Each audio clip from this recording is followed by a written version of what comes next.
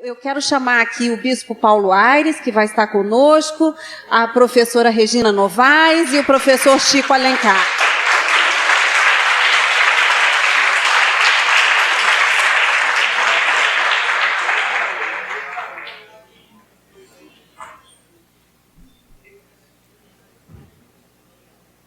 Estaria presente aqui também a pastora Luz Marina. No entanto, ela foi convidada para participar da viagem do ex-presidente Lula e na sua reunião com o Conselho Mundial de Igrejas. Então, houve uma demanda tanto do Conselho Mundial quanto do ex-presidente Lula que ela participasse. Então, eu acho que a ausência dela está plenamente justificada, né?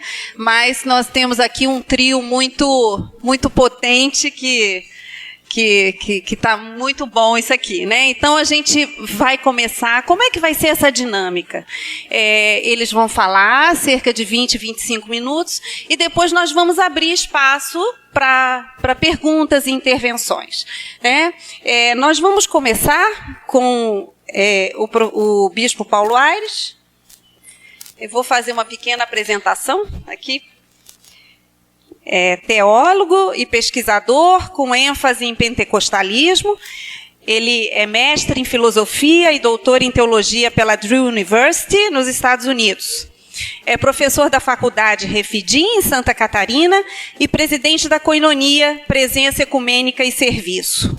Nos anos 80, atuou como bispo da Igreja Metodista no estado do Rio de Janeiro e, em seguida, nas igrejas do Nordeste brasileiro. Carioca, nasceu em lar metodista, mas também ligado ao movimento operário e ao Partido Comunista. Foi líder na mocidade da igreja até se tornar pastor e, finalmente, bispo.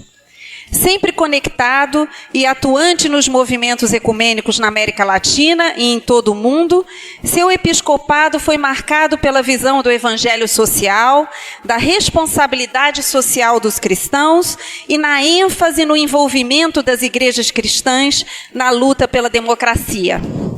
Em documento aos pastores e leigos da Igreja Metodista em 1979, ele afirmou: quando a Igreja se pronuncia sobre questões sociopolítico-econômicas, ela faz a partir de seu compromisso com o reino de Deus e sua justiça, denunciando corajosamente o erro, a violência, a exploração e a opressão, que aviltam a dignidade do ser humano, criado à imagem e semelhança do Criador.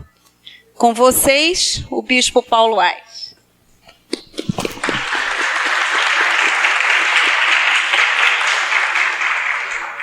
Bom dia a todas e a todos. Eu quero agradecer muito o privilégio que eu estou tendo nesta manhã de me reencontrar com muita gente que eu tive a alegria de conviver nos anos 80. E quero dizer para vocês, né, que foi realmente uma experiência extremamente gratificante trabalhar naquela época com a então Federação Metodista de Juvenis. Como vocês estão vendo, eu também estou muito feliz por estar aqui ao lado da Regina Novaes e do Chico Alencar, que nós nos conhecemos de outros carnavais. Então, estivemos envolvidos também em outras atividades naqueles anos, né? É muito bom estar junto dessas pessoas, porque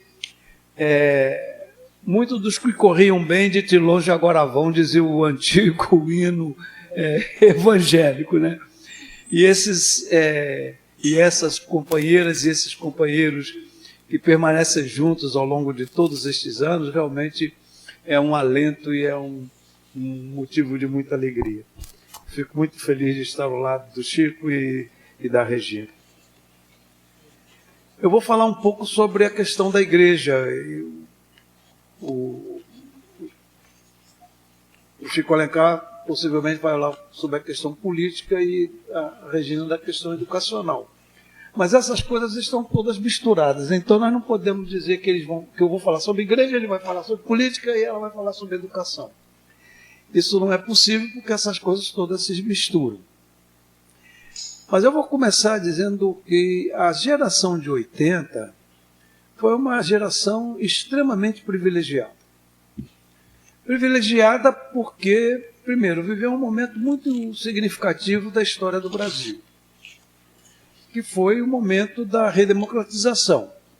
Com todas as contradições e ambiguidades do processo de redemocratização do Brasil, a verdade é que aqueles anos foram anos que trouxeram um alento, uma esperança, que lá no final dos anos 60 nós ficávamos perguntando o que será, né?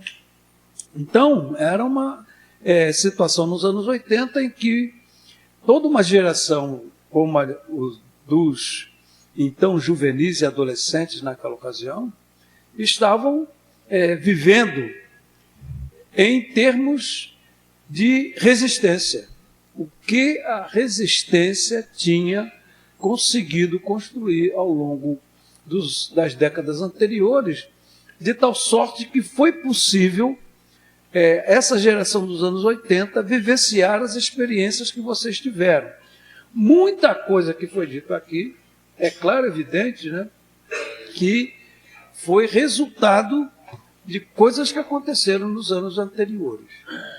Foram mencionados alguns acontecimentos, né, tanto do final da década de 50, como da década de 60 e da década de 70, nesse rememorar, né, que foi apresentado aqui pelo coletivo, né, e que eu gostaria exatamente de trabalhar um pouco isso para ver como que a resistência foi possível, de tal maneira que, quando nós chegamos na década de 80, foi possível renovar a esperança. Então, isso é muito importante porque essa geração que foi a de vocês nos anos 80, né, além de ser muito abençoada, de ser muito ajudada pelo que aconteceu antes, mas vocês foram capazes de pegar isto e refazer isto dentro do novo contexto. De tal sorte que vocês estão hoje aqui rememorando esses 40 anos. Né?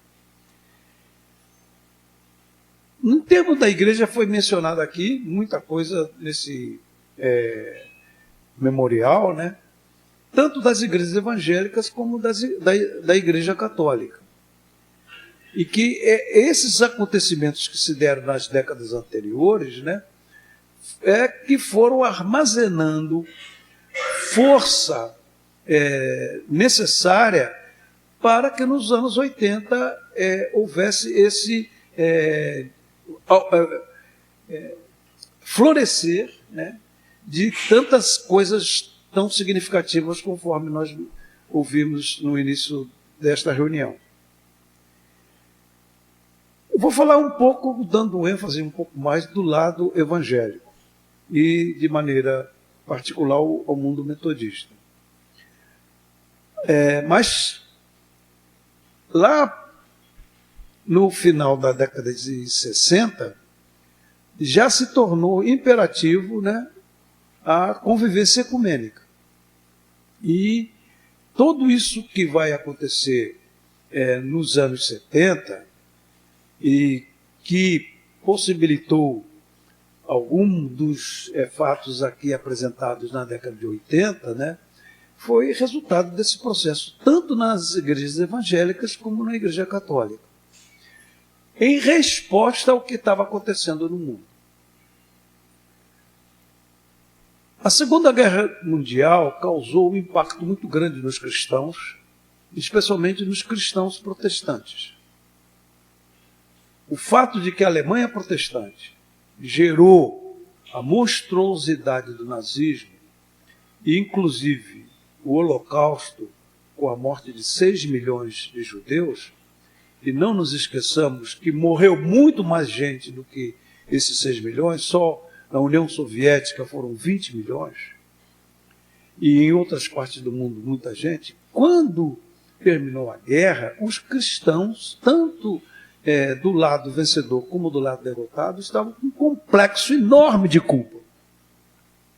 Essa tragédia que aconteceu de forma nunca antes vista, né, no mundo, causou um impacto muito grande. E um processo de formação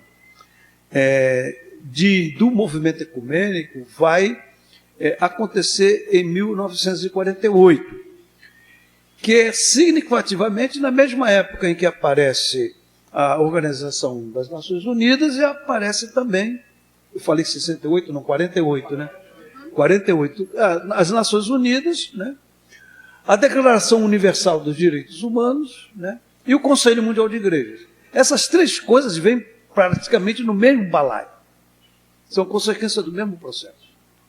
Ora, as igrejas evangélicas no Brasil foram formadas pelo pior protestantismo que existia no mundo na ocasião em que os missionários chegaram. Que protestantismo era esse? Nas minhas pesquisas, né, eu cheguei a concluir que a análise do protestantismo brasileiro, que foi feito por todos aqueles intelectuais que eu respeito muitíssimo, que tiveram grande influência na minha vida, seja Elter Dias Maciel, seja Jeter Ramalho, e por aí vai, vocês notaram que eu não incluí o nome de Rubem Alves nessa história. Esses estudiosos do protestantismo brasileiro fizeram uma análise do protestantismo brasileiro norte-americano em geral. Mas o protestantismo que veio para o Brasil não foi o protestantismo norte-americano em geral. Foi o protestantismo do sul dos Estados Unidos. Por quê? Todos os missionários metodistas vieram do sul dos Estados Unidos. Todos os missionários batistas vieram do sul dos Estados Unidos. Grande parte dos presbiterianos vieram do sul dos Estados Unidos. E uma parte significativa dos presbiterianos que vieram do norte eram influenciados pela teologia do sul. Ora, se vocês estão lembrados, o sul dos Estados Unidos foi palco de um dos mais terríveis fenômenos históricos de violência racial que aconteceu no mundo. Nada diferente do que aconteceu aqui no Brasil e no restante de outras partes da América Latina e do Caribe, mas a verdade é que produziu uma guerra sem tamanho até então, a guerra que morreu mais gente e a guerra que inaugurou ações completamente até então desconhecidas e que produziu realmente uma catástrofe. E esse protestantismo do sul dos Estados Unidos é trazido para o Brasil com toda aquele ranço conservador, racista, machista, né? E naquela época não se falava homofóbico, porque isso nem se ousava falar. Mas a verdade é que era o pior tipo de protestantismo que existia no mundo todo. O protestantismo brasileiro, que é então construído a partir daí, ele vai... A minha observação é a seguinte, né? Que esse protestantismo do sul dos Estados Unidos forjou no amalgamento com a cultura conservadora brasileira um tipo pior de protestantismo. Né? Porque a nossa cultura brasileira, a cultura política, a cultura social, tremendamente excludente, racista, machista. Então juntou o ruim com o que não presta e deu esse fenômeno. Agora, como eu sou metodista, eu digo, como a graça de Deus é muito maior do que isso tudo, acabou gerando as suas próprias contradições. Então vocês têm gente, né, como Guaraci Silveira, que é um nome metodista respeitado, né? Membro do Partido Socialista Brasileiro, eleito deputado na Constituinte de 34, eleito deputado na Constituinte de 46, né? E que era um sujeito avançado, né? Então vocês veem o seguinte, né, que esse protestantismo brasileiro, na década de 50, ele começa a mudar, porque a gente começa a ser bafejado pelos ventos ecumênicos do Conselho Mundial de Igrejas, especialmente no programa de Igreja e Sociedade, que começa então a incorporar uma nova teologia protestante que estava sendo gestada na Europa e nos Estados Unidos e que chega até o Brasil. E então isso vai gerar, no final dos anos 50, um processo de renovação. E isso vai atingir principalmente quem? A juventude daquela época. Então, o início dos anos 60, a gente tem reviravoltas no mundo evangélico, especialmente na Confederação Evangélica, e aí a Magali e o Bittencourt, José Bittencourt, são as duas autoridades que exploraram isso que aconteceu, né, na Confederação Evangélica do Brasil, e o Departamento de Ação Social, de Responsabilidade Social. Onde está Jeter Ramalho, está Rubem Alves, sob a influência de um teólogo chamado Richard Shaw. Essa juventude, especialmente a Associação Cristã de Acadêmicos, a União Cristã de Estudantes Brasileiros, começa a mudar. E na Igreja Metodista, isso vai atingir a liderança da mocidade metodista, especialmente através da revista Cruz de Malta. Isso já estava acontecendo na Igreja Presbiteriana, só que a Igreja Presbiteriana, muito conservadora, começou o processo de expurgo, já no final de 50, na década de 60. Chutou o Richard Shaw, e de embrulho foi o Rubem Alves, o Helter Maciel, o Lisânias Maciel, o Domício e companhia. Então, eles são colocados praticamente para fora da igreja, mas eles se incorporam visceralmente ao movimento de estudantes. E na Igreja Metodista, isso, então, vai afetar diretamente a mocidade da Igreja Metodista. O meu passado pessoal, familiar, me ligava tanto à igreja como à questão política, né? Porque o meu pai, ele nunca explicou como ele viveu essa contradição, né? Meu pai foi preso político em função da intentona comunista de 1935. Meu pai esteve na Ilha Grande, né? Meu pai era operário da Light naquela ocasião, se tornou membro do Partido Comunista e é preso. Meu pai foi preso com uma carta. Ele estava levando uma carta, né? A polícia prendeu a PID, não era PID, não, do Getúlio. Não era um negócio da PID, né? Não era PID. PID português. E ele foi para lá, mas depois que meu pai saiu da prisão, meu pai conheceu a minha mãe era metodista, e ele virou metodista também. E aí ele ficou sendo metodista e comunista. E nunca lá no guarda-roupa da minha casa, nós tínhamos, né? Tinha não era guarda-roupa, não, era um móvel lá, que tinha Marx de um lado e John Wesley de outro. E a gente cresceu nesse ambiente. Então, para mim, essa ligação deu a formação teológica que eu não tinha. Mas a formação política eu já tinha. Vocês gostando não era do partidão. Então, a gente foi criado nesse ambiente. E essa mocidade, no final dos anos 60, ela vai ser reprimida violentamente pela igreja. Tanto a Faculdade de Teologia Metodista é fechada, né, como o movimento da mocidade metodista é todo desmantelado, especialmente quando grande parte da liderança caiu em 69 e foi presa, né, e foi levada para o DOPS, foram torturados, né, violentamente, exatamente como de outras igrejas também. A década de 70, conforme foi mencionado aqui, foi o de desmantelamento dos movimentos de juventude e também dos juvenis.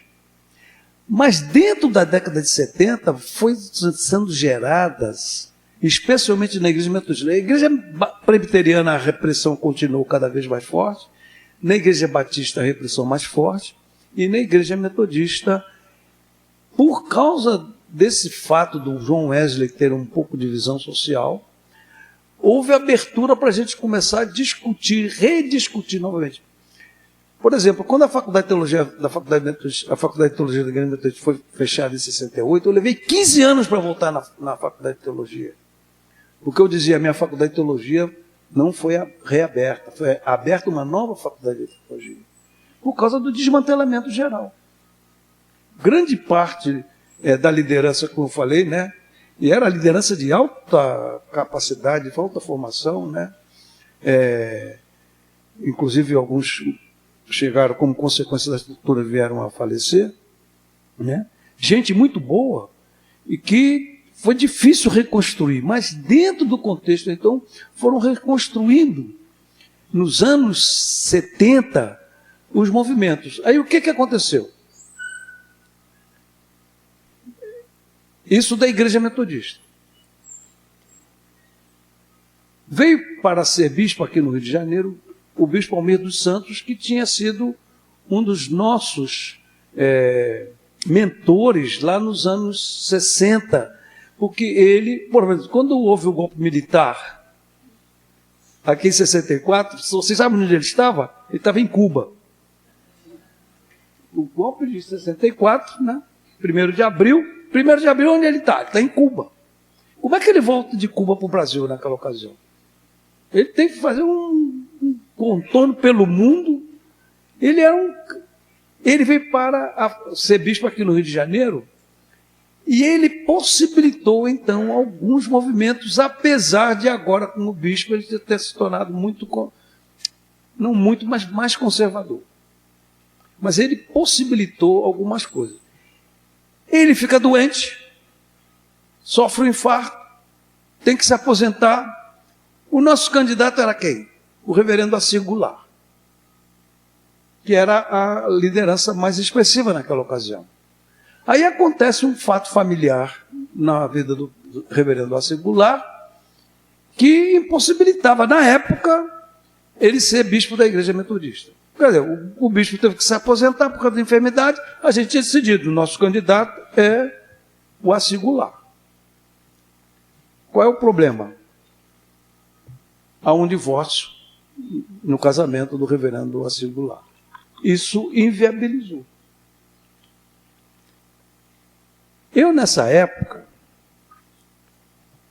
já era pastor da igreja de Niterói. E quando eu vim para Niterói, eu assumi maiores responsabilidades no Centro Ecumênico de Documentação e Informação. O Centro Ecumênico foi resultado daquelas confusões lá dos anos 60, com a perseguição. Esse pessoal que eu mencionei, Jeta Ramalho, Rubem Alves, Domício Pereira de Matos, Carlos Cunha, esse pessoal formou o Centro Evangélico de Informação, que depois se transformou em Centro Ecumênico. Eu fui atraído para este grupo. Por quê? Porque os líderes da Mocidade Metodista, que aderiram às organizações de luta armada, eles tinham um passado que eu não tinha. Eu tinha um passado de qual? Do Partido Comunista. Então, nós não fomos para a luta armada. Então, eu fiquei pastor em Cabo Frio, depois fui pastor em Niterói. Quando vim para cá, o SED me chamou, o Jeter me chamou e disse, você vai ser o secretário do CEDI, do Centro Ecumênico de Documentação e Informação. Esse processo aí vai dando a possibilidade da gente começar o treinamento. A Mônica, a irmã Ruth dela, a irmã dela, Ruth, foi casada com o João Pedro. O João Pedro era um pastor presbiteriano desgarrado.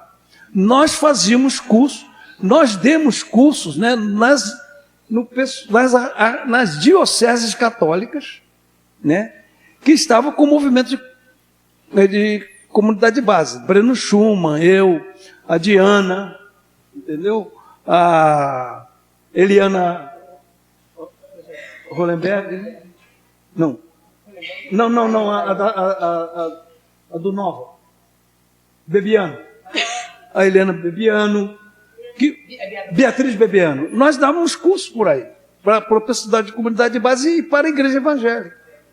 Esse pessoal, então, é que vai, de uma certa maneira, quando eles dizem que o ACER na igreja metodista não pode ser, eu era o secretário já executivo do Centro Ecumênico de Documentação, e eles vieram para mim e disseram, nosso candidato é você. Eu digo, eu? Ele disse, é. E eu sou eleito bispo. Sou eleito bispo, eles sabendo quem eu era, qual a minha vinculação com o Centro Ecumênico de Documentação e Informação, a minha relação com o pessoal do chamado Leste Zero, né? Que nessa época já começava com Nova Iguaçu, com Volta Redonda, Duque de Caxias estava sendo criado, mais Nova Friburgo. Então esse pessoal sabia, e eu sou eleito bispo. Ora, eu levei toda essa carga que eu tinha anteriormente para o episcopado. O reverendo a singular, que não pôde ser eleito bispo, se torna reitor do Bennett. E o Bennett se torna um espaço de liberdade dentro do Rio de Janeiro. Nos nossos acontecimentos, né? O Bennett foi o lugar que abrigou os refugiados políticos do Chile, da Argentina e do Uruguai na passagem dele para a Europa. O Bennett foi o lugar onde o ato de solidariedade ao Leonardo Boff, e agora eu vou falar do nome que tem muito cuidado hoje, o Clodovis, foi lá no Bennett. O grande ato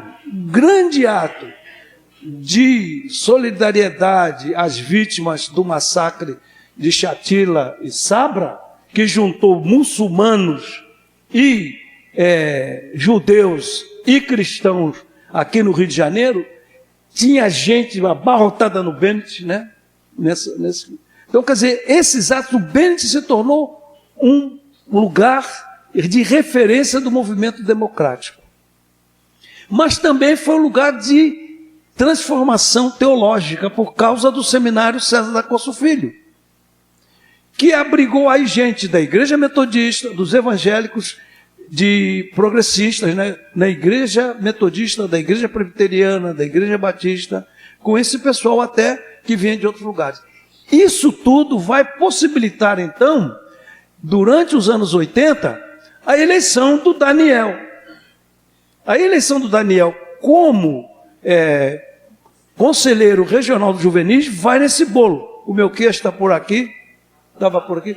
O Melquias é que pode contar, porque eu não sei como é que eles se arregimentaram para eleger o Daniel. Nunca me contaram, eu também nunca perguntei, né? Mas o Daniel, a eleição do Daniel foi determinante para esse processo. Ele vai vir na parte da tarde, né? Então vai ser importantíssimo nesse processo. Mas a gente tinha ambiguidade? Tinha, está terminando, né? Então a ambiguidade é o seguinte, por quê? Porque esse balaio metodista era igual o MDB. Era um balaio. Era um balaio. Então você tinha nesse balaio progressistas, carismáticos, contra os conservadores. Mas como aconteceu com o MDB, depois da remonetização, a gente descobriu que de noite todos os gatos são pardos. E a gente descobriu que nem todos os gatos são pardos também dentro da igreja. O meu final de episcopado aqui já foi problemático. Essa história. Então, esse período todo foi possível construir por causa de coisas como... aí eu me esqueci de dizer, mas tinha ISER, né? Tinha CESEP, tinha CEBI. E tanto no ISER, mais no CEBI, no CEBI e no CESEP, houve participação muito forte de metodistas na participação da formação. Depois a gente continua conversando. Obrigado.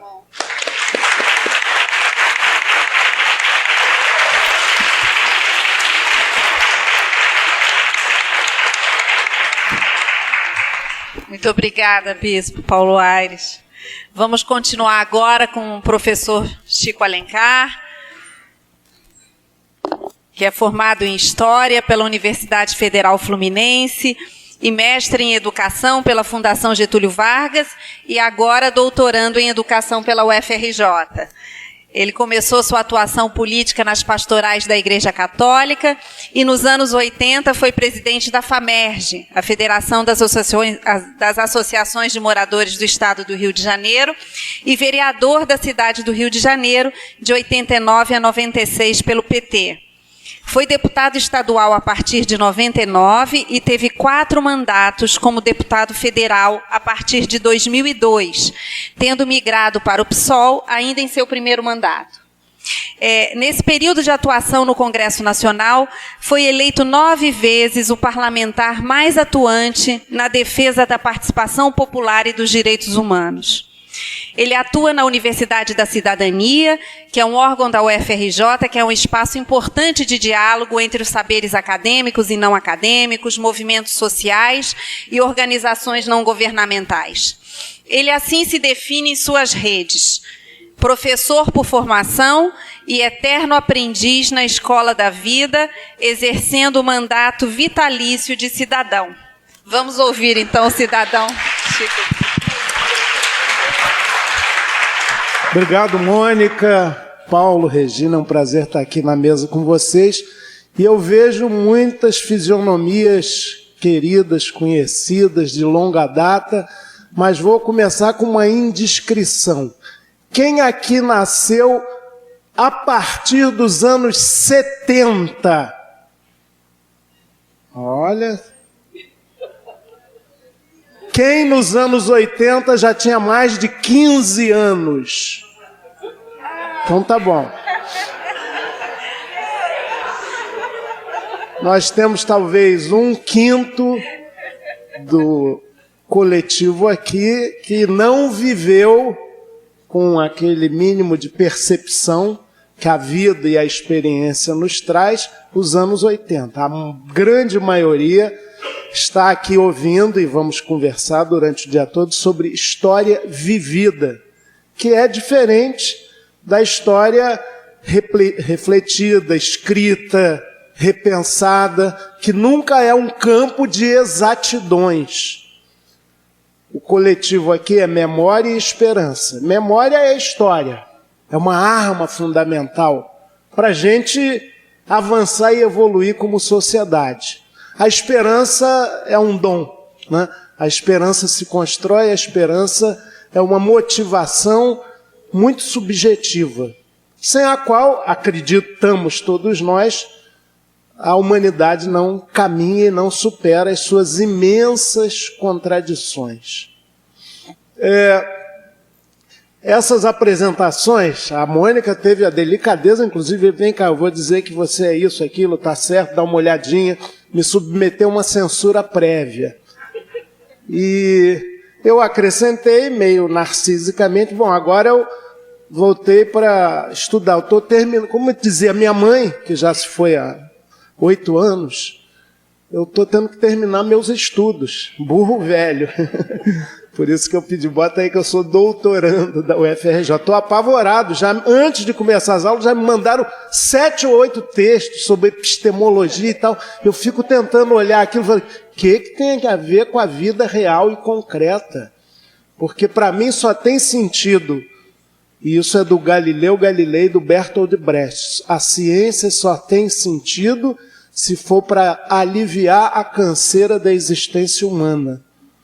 Por isso esse encontro aqui é tão importante, porque todo mundo está pensando na militância, na vida, em como superar essa quadra do hoje, não é dos anos 80, é da segunda década do século XXI, no Brasil, que é um laboratório muito singular, como nos ensinou outro dia o Vladimir Safatli, do ultra-neoliberalismo econômico com o neofascismo cultural, político, ideológico. Que enrascada, né? Mas a história é mestra. Tanta coisa bonita que nos deu saudade aí, que a gente sabe que a roda da história gira. Às vezes dá uma engastalhada, recua, mas volta também. O meu amigo Silvio Tendler era um cineasta, também fascinado pela história. Ele gosta de dizer o seguinte, ele é da nossa geração, dos 4/5 aqui. Eu não tenho saudade do meu passado, eu tenho orgulho dele. Então a nostalgia é um sentimento ruim, né? Que te aprisiona. O orgulho, o reconhecimento é um motor para essa esperança. Portanto, eu queria me fixar nessa ideia da história. Quando a gente faz a memória dos anos 80 no Brasil, como lembrou Paulo, de uma espécie de síntese de tudo que foi semeado desde antes. Mas, inegavelmente, os anos, a década, ganha de maior ascenso do movimento de massas no Brasil. Isso é muito importante porque acaba fecundando toda a estrutura jurídico-política, daí a culminância com a Constituinte e a Constituição de 88, a 8ª da República, que foi a mais progressista, ainda, que o Brasil já teve. Por isso ela está sendo paulatinamente decepada desde os anos 90, com uma espécie de regresso conservador. Claro que a sua feição extremada e violenta se dá agora, mas há mais de 105 emendas constitucionais de lá para cá. 90% delas retrógradas, para precarizar e retirar direitos que a Constituição enunciou, mas poucas vezes regulamentou e efetivou. O grande desafio do Brasil, com a nossa cultura carterial, jurídica, burocrática, é fazer, as igrejas também são assim, fazer descer a norma escrita para a vida real, do papel para a realidade, né? E ainda uma pequena digressão sobre a história, que é a minha prainha, né? Poluída, pequena, em vez de ser privatizada. O Galiano, que não é um historiador, mas nem só, a gente não quer um monopólio para os historiadores, ele pensa muito a história, nos deixou há 2 anos, ele dizia lá atrás, isso no tempo que eu fazia faculdade de História, nos anos 70, na UF, a gente brincava, a universidade que já nasceu cansada, UF. Mas o Galiano dizia o seguinte: a história é um profeta com o olhar voltado para trás. Pelo que foi e contra o que foi, anuncia o que será. Quando a gente olha a memória e a história dos anos 80, a gente fica intrigado. Como é que tudo isso deu em Bolsonaro? Aliás, a nossa querida Marilena Chauí fez uma formulação uma vez, num debate, que a gente estava lá em São Paulo, muito interessante. Ela falou, olha, os mistérios da história, porque depois de, bem ou mal, 8 anos de Fernando Henrique, era um social-democrata, lá com o seu estilo social-democrata, punhos de renda no Brasil, mas um cara que foi aposentado pela ditadura, que formulou, tem obras, mesmo que ele nega sempre, tenha pedido para esquecer o que ele escreveu, mas é um quadro, digamos, liberal progressista. Depois de 8 anos do Fernando Henrique, depois de 8 anos daquele que sempre se disse fruto da consciência política da classe operária, o Lula. Depois de 6 anos da Dilma, guerrilheira.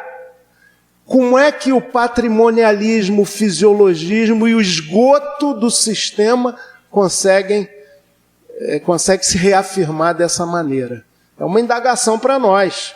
Tem contribuição nossa, erro nosso na política partidária propriamente dita, nas igrejas, muito grave aí para ter gerado essa situação. E aí sabe quem nos socorre para nos angustiar? Às vezes a angústia é um auxílio.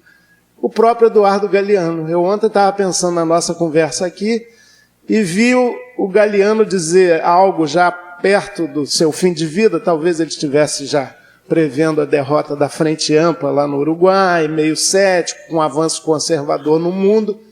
E ele fez uma formulação que parece que nega aquela primeira dele que eu citei aqui. Olha o que ele diz. Com muito sangue, com muitas lágrimas, aprendemos que o tempo da história não é o nosso tempo. que a história é uma senhora lenta, caprichosa, às vezes louca, muito difícil, muito complicada, muito misteriosa.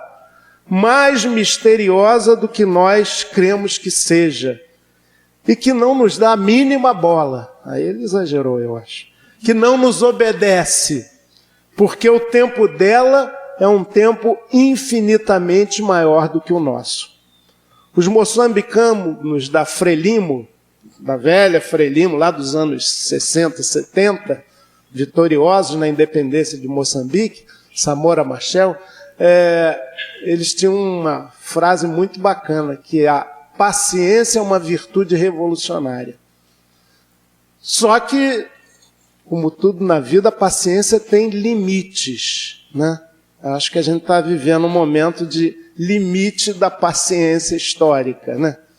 E a partir dessas contradições todas. Agora, os anos 80, eles nos servem como inspiração a partir de algo que já foi apresentado muito ricamente aqui. No começo, eu só queria pontuar algumas coisinhas para a gente poder discutir melhor essa questão. O Brasil é o país das transições intransitivas. Não é uma determinação divina, não é uma fatalidade, mas se a gente olhar ao longo da nossa história, nós temos momentos em que a roda da história acelera um pouco mais. O velho Sérgio Buarque de Holanda, como a dona Maria Amélia Buarque, que dá nome a uma maternidade agora. Eu tive a alegria na véspera do carnaval de ver meu 6º netinho nascer lá na Maria Amélia, vi a fotinho dela, que eu conheci tanto. Fiquei muito comovido. Mas o Sérgio Buarque, a Memélia sempre, quando chegava alguém, falava: a senhora é a mãe do Chico. Ela falou: sim, e do Serginho, e da Pinho, e da Miúcha. Aí listava lá os outros 7. Mas, de qualquer maneira, o Sérgio Buarque de Holanda, que foi um historiador importante no Brasil, ele dizia que a história tem 2 ritmos. O modo saltantim, de acúmulo de forças e ou revoluções ou mudanças significativas, de padrão de política, de modelo econômico, e o modo paulatim, que é lento, com avanços e recuos. Então a gente precisa detectar o tempo que nós estamos vivendo, né? E pode ter regressão, sim, não é uma linha positivista de avanço permanente. Agora, os anos 80 foram muito fecundos, né? Foram extremamente importantes alvissareiros, porque pela primeira vez, a quase totalidade de nós que estamos aqui nos sentimos, e eu senti isso claramente, fazendo a história, né? Com a história na mão, né? As flores no chão, os amores na mente. A gente até cantou isso um pouco antes, final dos anos 60. A história parecia que estava sendo de fato construída. Por quê?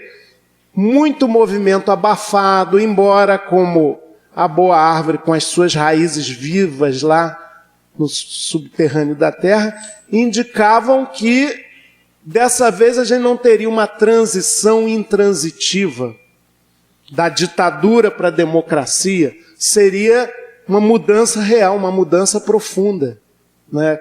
Para a democracia substantiva e participativa que jamais houvera no Brasil. Havia essa sensação. E vocês mostraram ali muitos desses movimentos. Por exemplo, tudo isso com base na anistia, que foi em agosto de 1979, onde setores progressistas da esquerda que viveram o exílio, o banimento, a prisão, claro que uma anistia pactuada, porque os torturadores, os criminosos, os covardes que estão no poder hoje, pelo menos seus herdeiros e admiradores declarados, isso é gravíssimo, mas a anistia, ao contrário da que houve na Argentina, mesmo na Bolívia, até no Paraguai, no Uruguai, e no Chile, não significou uma reparação de justiça e uma punição dos criminosos. De qualquer maneira, muita gente saiu da cadeia, muita gente recuperou seus direitos políticos, isso foi importante.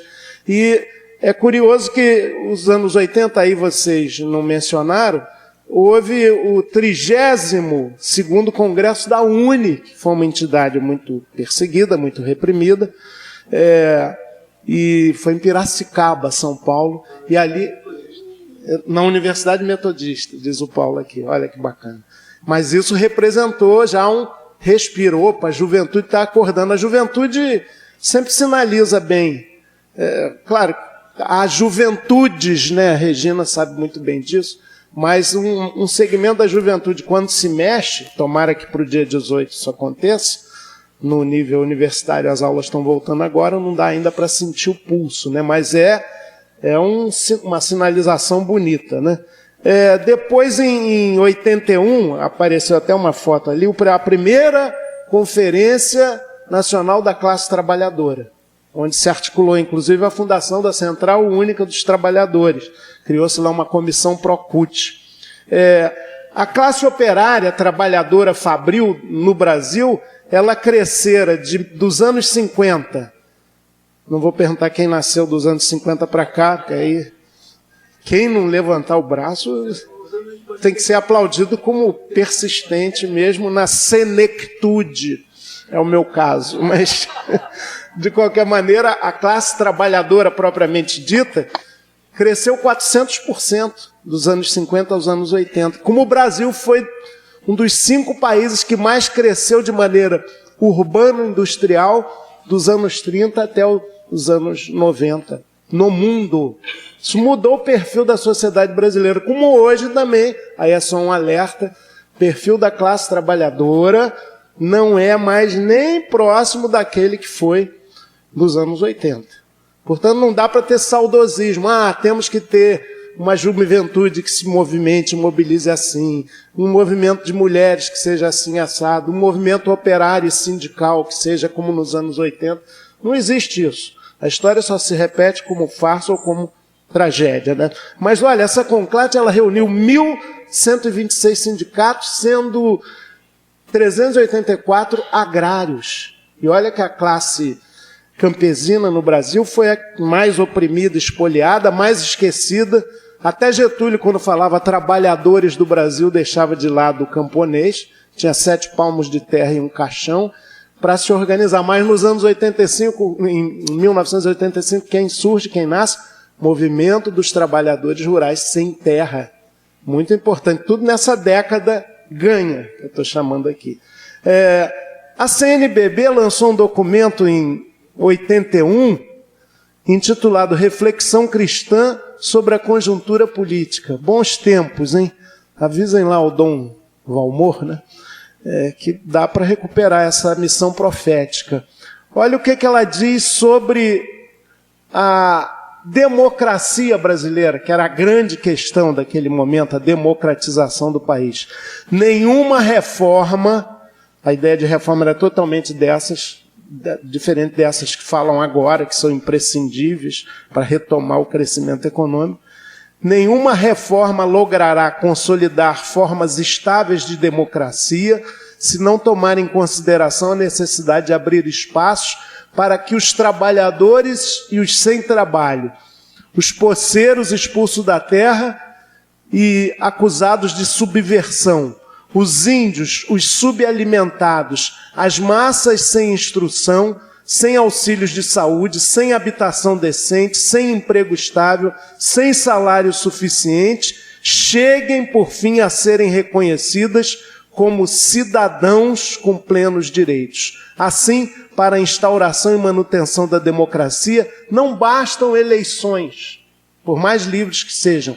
É preciso ainda criar condições para que o povo se organize, seja pelo acesso à representação político-partidária, seja na extensão direta de seus anseios pela criação de organismos comunitários, como as associações de bairros. Uma visão de democracia profunda. Né? 81, né? A assessoria da CNBB era muito boa, né? Devia estar lá o Ivo Lebopin e outros. A verdade é que isso é um sinal de que a democracia que se queria não era aquela que produziria mais uma transição intransitiva no Brasil, como a independência, que não foi tanta, foi uma nova dependência, a república cheia de elementos aristocráticos e monárquicos, até hoje, né? A Revolução de 30, que foi feita antes que o povo fizesse, como disse um dos seus líderes, presidente da província de Minas, Antônio Carlos. O Estado Novo de 37, que era cheio de velharia e um sucedâneo nacional de imitação dos estados, do Estado Integral de Salazar, depois da República franquista, caudilho de Espanha por la graça de Dios, ó Deus aí, usado pelos intentos mais mesquinhos e criminosos. A Revolução de 64, como eles chamaram, para livrar o país do comunismo, da corrupção e tal, que aprofundou a corrupção e o mandonismo, e não foi revolução, foi um golpe civil-militar. E a República Nova, afinal, que é fruto dessas mobilizações dos anos 80, inclusive aquele Brasil lindíssimo das diretas já, né? Os maiores comícios da história brasileira até então. A campanha de 89, pela primeira vez os brasileiros, desde os que votaram em Jânio Quadros, não vou perguntar aqui quem votou no Jânio, não, nas eleições pode ter sido no Lote, no Ademar de Barros, dessa vez vamos, mas de qualquer maneira, pela primeira vez os brasileiros, foi o meu caso também, votou para presidente, né? A gente não somos inútil, ó, o rock da época. E foi bonita aquela campanha, né? Lula lá, é a gente junto. O outro lado era o Collor, com essa sagacidade das nossas elites de se apropriar de bandeiras e de ideias e de sentimentos transformadores e de rebeldia do nosso povo, domesticá-los, edulcorá-los e vendê-los com êxito para a população no sistema eleitoral. O Bolsonaro, que eu conheço muitíssimo bem, direi quase na intimidade, que é um perigo, né? Já fizemos xixi juntos muitas vezes, lá no fundo do plenário da Câmara, mas eu o conheço desde a Câmara Municipal, aqui.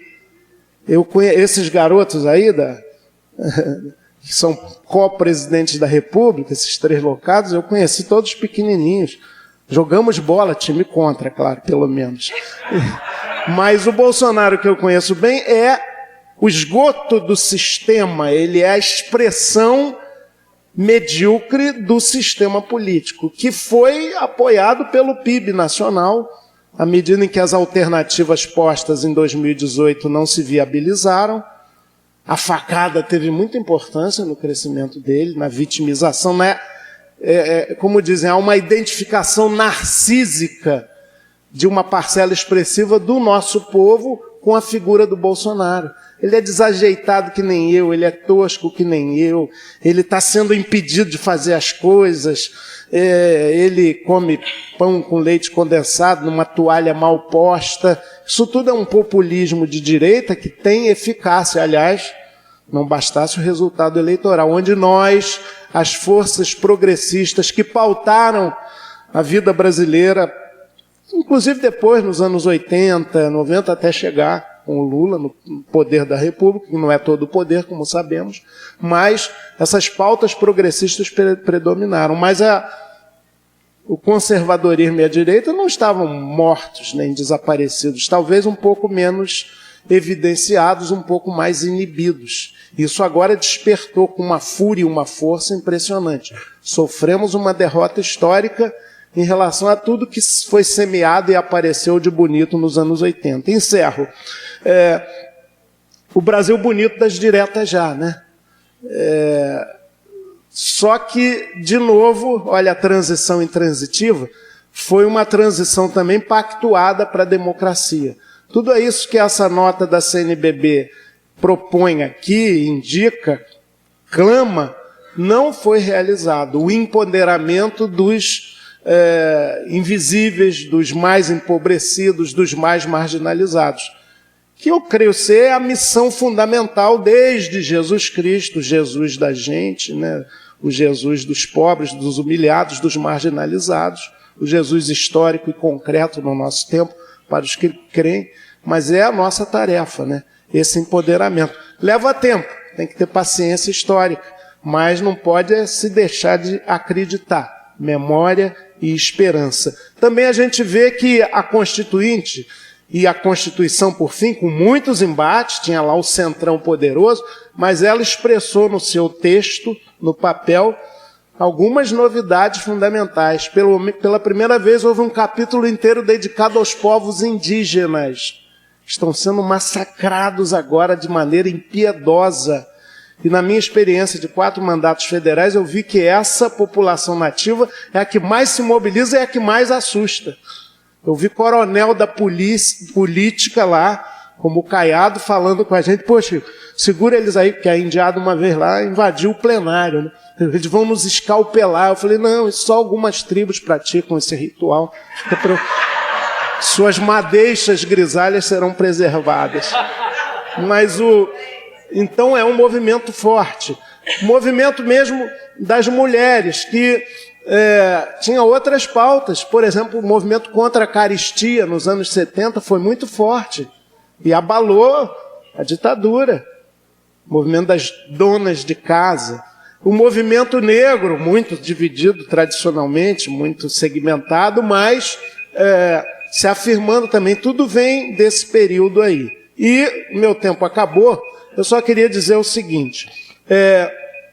Embora a transição para a democracia tenha sido feita com muitas limitações, tutelada de alguma maneira pela força militar que controlou o país de 64 a 85, ela foi gerando brechas, abrindo, alargando os espaços de participação. Tanto que eles estão aí institucionalmente constituídos. Tanto que o governo atual tenta fechar os conselhos, todas as formas de participação popular. Mas nós podemos acordar, e vou dar um exemplo para encerrar com esperança, para além dessa memória que nós estamos fazendo aqui. Últimas eleições dos conselhos tutelares. Como houve um aviso geral, isso foi um fenômeno nacional, de que setores evangélicos conservadores, neopentecostais, estavam articulados para tomar conta dos conselhos de maneira monopolista até, pela primeira vez muitos segmentos progressistas acordaram para a importância disso. Resultado, São Paulo, no Rio e em outras capitais pelo menos, houve um equilíbrio de forças e gente que tem compromisso com o que o papel, o ECA, diz sobre criança e adolescente, estão lá para defender. Portanto, é o tempo da resistência, agora ela só é eficaz com esperança, que é o que nos traz aqui. Obrigado.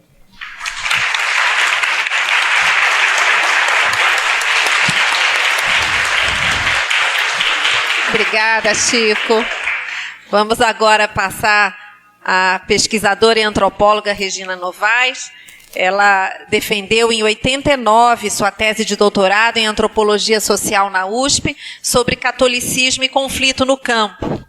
No entanto, iniciou sua atuação acadêmica na PUC-Rio na década de 70, transferindo-se para a UFRJ em 88, onde orientou pesquisas, dissertações e teses em temas como religião, movimentos sociais, juventude, cultura e cidadania, tendo se aposentado dessa universidade em 2005. Dentre as inúmeras atividades acadêmicas e de articulação política, ela foi presidente do Instituto Superior de Estudos da Religião, o ISER, e presidente do Instituto Brasileiro de Análises Socioeconômicas, o IBASE, onde atuou na coordenação geral da pesquisa Juventude e Integração Sul-Americana, desenvolvida simultaneamente em 6 países latino-americanos. Atualmente é professora visitante da Unirio, no programa de pós-graduação em educação, na linha de pesquisa em educação e políticas públicas de juventude. E sobre juventude e militância política no século XXI, eu destaco aqui em sua fala uma entrevista recente, que ela diz: Não há como deixar de dizer que, ao longo da história, parcelas de juventude têm tido um papel importante nos embates e transformações sociais. No presente, em tempos de capitalismo flexível, entre os jovens há mais chance de reinvenção da política e de surgimento de novas formas de ativismo, vivendo mais profundamente as incertezas de seu tempo histórico, produzem ações coletivas que não hierarquizam lutas e pautas entre contradições principais e secundárias, como fizeram jovens de outras gerações, como a nossa, né? Igualdade e diversidade se misturam em seus ideários e concepções. Com a palavra, professora Regina, para arrematar essa fala aqui, querida.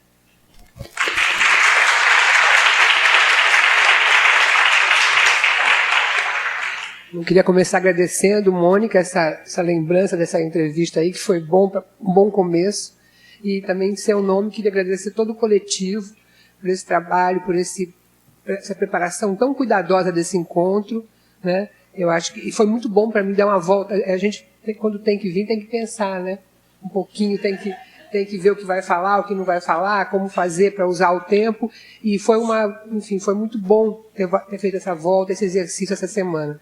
Então, pessoalmente, eu agradeço também essa possibilidade de estar aqui. E como a Mônica lembrou, nos últimos anos eu trabalho com juventude e com as questões nos últimos anos não, nas últimas décadas, melhor dizendo, né, e também com essa questão dos trânsitos geracionais. Então a minha fala sempre tem essa questão da juventude muito forte, né? E eu começaria dizendo uma coisa que eu sempre falo quando eu vou nesses espaços de juventude: o que seria a perspectiva geracional, né? A gente sabe que perspectiva de gênero, por exemplo, envolve homens e mulheres e todas as classificações de identitárias em relação à orientação sexual e tal. E juventude? Eu sempre digo que tem 2 diálogos necessários e imprescindíveis, né? O primeiro diálogo é o diálogo intergeracional, né? Essa ideia de que, por um lado, os jovens de hoje precisam conhecer isso que o Chico Alencar, que o Paulo Aires falaram aqui, que vocês falaram antes também, na toda a exposição, para puxar fios da história e perceber exatamente o que foi dito aqui, que existe um acúmulo que vai acontecendo de geração em geração, que pode ficar esquecido, mas ele sempre pode ser retomado. Então, os jovens não podem achar que estão começando do zero, nunca. Não podem achar nunca que prescindem de outras gerações. A questão da juventude é tão importante que todas as gerações têm que estar envolvidas nela. Então, muitos especialistas em juventude são um pouco juventudocêntricos, né? Acho que tudo está com a juventude. E, na verdade, se a juventude não dialogar com a história, ela perde, inclusive, esse fio e não compreende, inclusive, as suas próprias lutas hoje, que tem a ver com o que vocês falaram aqui, com esse acúmulo histórico, né? E, por um lado, os jovens têm que prestar atenção na experiência histórica e, por outro lado, também os adultos, né, precisam saber que só sabe o que é ser jovem hoje e como se faz a política dos jovens hoje, quem é jovem hoje. Ou seja, uma escuta mútua, muito importante. E eu vou retomar essa questão mais adiante, porque tem muito a ver com o que a gente recupera da memória e o que a gente pode aprender realmente com uma outra geração que tem outras condições históricas para pensar sua militância. Então, e por outro lado, quando eu falo também do diálogo intrageracional, é para lembrar o que o Chico acabou de falar do tal dos juventudes, né? Que é a ideia de que a gente não pode absolutamente homogeneizar uma geração. Que em cada geração você tem as mesmas questões que tem na sociedade. Seja a questão de classe, sejam as questões dos preconceitos e das discriminações, seja as questões da exclusão social. Então você tem a sociedade, a juventude reflete a sociedade. Então, a experiência que foi colocada aqui divinamente bem não corresponde à experiência de todos os jovens dos anos 80. Isso é muito importante falar hoje. E eu vou falar isso depois. Por quê? Porque muitas vezes nós estamos, de novo, vamos dizer assim, estendendo a nossa experiência para a sociedade como um todo, e aí eu acho que nós aprendemos coisas desses anos que podem ajudar a gente não fazer da mesma maneira que a minha geração, por exemplo, fez, né? Então, a ideia um pouco é de pensar essa questão, então, do necessário diálogo intergeracional e como é que os adultos podem promover e, na verdade, motivar diálogos dentro de uma mesma geração, para perceber o que temos em comum e o que podemos fazer juntos. Eu acho que essa é a pergunta dos anos 2000. O que podemos fazer juntos? E não será da mesma maneira que se fez nas nossas gerações. Então, é sobre isso que eu vou falar. E, para começar isso, eu vou citar um trechinho que vocês me fizeram lembrar, de um livro do Humberto Eco, chamado Pós-Fácil do Nome da Rosa. Eu usei isso, né, em vários textos meus dos anos 80. É por isso que... E os textos, esses textos que eu usei, chamavam Nada Será Como Antes. Ou seja, nesse momento eu também estava querendo pensar como é que a juventude dos anos 80 agia e como é que isso podia diferenciar de outras gerações. É um trechinho pequeno, tomara que eu consiga ler rápido para não perder muito tempo. Ele diz assim: penso na atitude pós-moderna como a de um homem que ama uma mulher muito culta e não sabe poder dizer-lhes eu te amo desesperadamente, porque sabe que ela sabe, e ela sabe que ele sabe, que essa frase foi escrita por Liala. Então, podemos pensar na utopia dessa forma também, né? Aí o Humberto Eco diz: entretanto, existe uma solução. Ela pode dizer-lhe, como diria Liala, eu te amo desesperadamente. A essa altura, tendo evitado a falsa inocência, tendo dito claramente que não se pode falar de amor de forma inocente, ele teria dito claramente que não se... ele teria dito à mulher o que ele queria dizer, né? Que a ama desesperadamente em uma época de inocência perdida. Se a mulher entrou no jogo, terá igualmente recebido uma declaração de amor. Nenhum dos dois interlocutores se sentirá inocente. Ambos terão aceito o desafio do passado, do que já foi dito e que não se pode eliminar. Ambos jogarão conscientemente e com prazer o jogo da ironia, mas ambos terão conseguido uma vez mais falar de amor. Isso parece tão distante da conversa de hoje, mas eu estou querendo dizer o seguinte: falar em utopia hoje exige que a gente perceba o que aconteceu nesse país nos últimos anos e o que nos diferencia de outras gerações, né? Eu também, essa semana, fiz o aniversário da morte do meu irmão, que morreu com 26 anos, morto pela ditadura militar, né, num embate em São Paulo, e eu retomei também um poema dele. Um poema que ele fazia poemas e fazia música também. E uma frase do poema dele me deixou muito assim, tocada para trazer para aqui hoje, né? Que ele fala assim, uma coisa meio parecida com o que nós estávamos conversando. Aquela estrela que eu vejo agora, se me distraio, é a mesma de outrora. Então, era um jovem dos anos 70, né, que começou a sua faculdade em 65, na USP, em São Paulo, né, que entrou para o Partido Comunista, depois foi para a luta armada e saiu num sequestro de avião e, quando voltou, foi assassinado nas ruas de São Paulo, né? E esse irmão é irmão de sangue mesmo. Eu falei meu irmão, pode parecer uma coisa metafórica. Não, é irmão de sangue, meu irmão mais velho. E essa frase, ele ganhou, foi um dos finalistas do Festival Universitário da Canção de São Paulo, na TV Tupi, né? E essa música dizia um pouco a relação dele com a cidade de São Carlos, que é onde nós nascemos, né? E ele dizia que, então por isso que ele dizia, minha terra tem areia branca, tem campo verdinho, tem molecada correndo, e aí descreve o que ele via na cidade. Depois ele fala, não fosse, Zé tem Maria, sem chão, sem pão. Se não fosse embora, talvez nunca eu visse. Então ele contava nessa música um pouco a experiência que foi sair de São Carlos, estudar em São Paulo e entrar na política, né? E a partir daí, e por que eu estou colocando isso? Na verdade, porque ele está falando uma coisa muito importante. Aquela estrela que eu vejo agora, se me distraio, é a mesma de outrora. Que significa, a utopia continua existindo, mas a estrela é a utopia, mas não podemos nos distrair, que não é a mesma de outrora. É esse o ponto que eu queria deixar muito claro, quer dizer, essa ideia que são muitas imutáveis as utopias. Esse é um desafio bastante grande, né, que a gente tem que se colocar hoje, porque a partir dos anos 80 aconteceram muitas coisas, né? E por exemplo, nós tivemos, quer dizer, anos do governo Fernando Henrique, como foi lembrado aqui pelo Chico, depois do governo Lula e Dilma, e muitas coisas aconteceram nesse tempo, né? E é preciso perceber que reflexos tem isso na sociedade como hoje. E a grande discussão nossa, hoje, na minha opinião, é como você compreender duas categorias ao mesmo tempo, já que nós tivemos governos chamados governos populares. É correlação de forças e vontade política. É outro tema que eu queria que a gente discutisse muito profundamente, né? Eu acho que a sua fala, Paulo, mostrando detalhes da Igreja Metodista, nos mostra, está falando disso. O que significa, dentro da Igreja Metodista, correlação de forças e vontade política? Quem é que acerta nessa dialética desafiadora, que é saber até que ponto existe correlação de forças, até que ponto faltou vontade política. O que falta, o que sobra entre correlação de forças e vontade política. Esse é um tema muito importante para os dias de hoje, para a gente fazer uma análise, para a gente dialogar com o passado, né? Então você conta, fulano fez isso, talvez desse, talvez não desse. Você está mostrando um pouco, dentro do universo, aquilo que nós temos que pensar para todos os universos, né? Como é que se dá essa dialética entre correlação de força e vontade política? Ou seja, nem tudo é vontade política e nem tudo é correlação de forças. Onde é que está o ponto, né? Onde é que está o ponto da mudança? Onde é que está o ponto da possibilidade? Então, nesse sentido, lembrar sempre que, então, se a utopia é mutável, são muitas, precisamos compreender como ela se muda, como é que se reconstrói a esperança.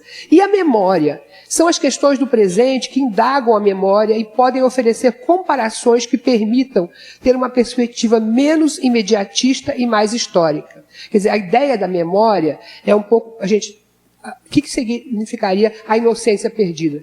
Sabemos, nós temos que saber, nós estamos aqui nessa sala hoje, que a nossa memória é seletiva. Que nós estamos falando de uma parte, nós estamos negociando com o passado, estamos trazendo elementos para o presente. Isso não é nenhum pecado mortal se a gente sabe, sem inocência perdida, que nós não estamos dando conta da verdade dos fatos, né? Que, na verdade, a memória nos permite organizar e fazer arranjos do vivido, como foi falado aqui também, do vivido, e nos ajuda a pensar o presente, que é o mais importante nesse sentido, né? E essa a memória tem que ser feita através da comparação. E a comparação tem que ser feita sempre com semelhanças e diferenças, né? E a comparação é o recurso analítico mais importante, né, que a gente tem para pensar transformações e para pensar continuidades e mudanças, que é outro elemento importante, né? A comparação tem que pensar em continuidades e mudanças. Ou seja, voltando a Humberto Eco, o que todos já sabemos, né, é que nós vivemos num país, quer dizer, todos nós dessa sala, o nosso grupo, enfim, quem está lutando hoje para mudar esse país, sabe que nós vivemos num país racista, patrimonialista, clientelista, desigual, né? Sabemos também, isso todos nós sabemos, o que a gente vai pensar em relação a partir daí, né? Então, eu acho que, mesmo reconhecendo a seletividade do passado, da memória coletiva, voltar aos anos 80 certamente vai nos ajudar a melhor compreender os processos sociais em curso, né? Então, eu acho que essa tem que ser a ideia.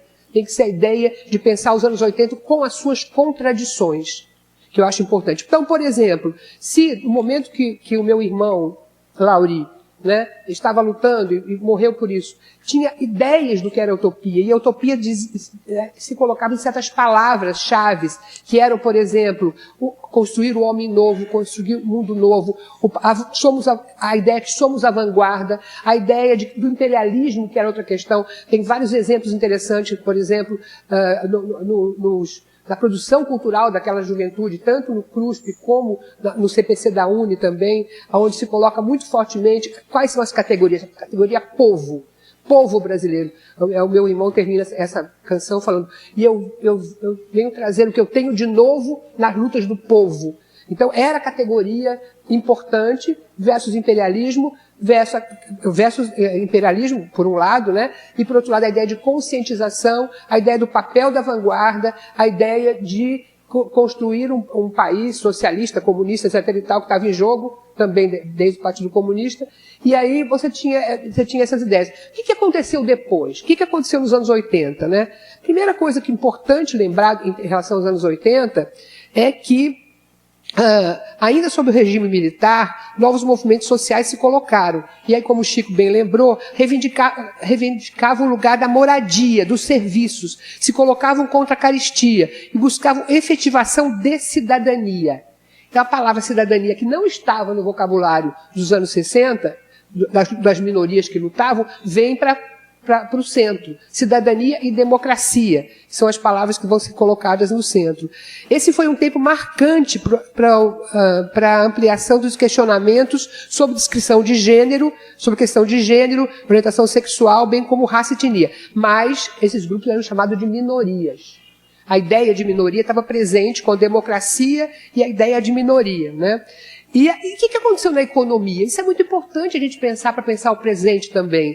A economia dos anos 80, né, quer dizer, todas as lutas pela redemocratização que vocês colocaram e foram colocadas aqui, elas encontraram o mundo num momento de questionamento forte da pobreza, né? E é uma questão, enfim, o capitalismo internacional também estava numa crise que vai trazer a ideia do Estado mínimo já nesse momento e do neoliberalismo. Ou seja, você tem nos nossos países todos um avanço político que não corresponde a uma que é barrado por uma conjuntura econômica de recessão, uma conjuntura econômica de, na verdade, que aprofunda os processos de globalização dos mercados, que desterritorializa os processos produtivos, que faz flexibilização das relações de trabalho e atinge particularmente a vida dos jovens e o futuro dos jovens.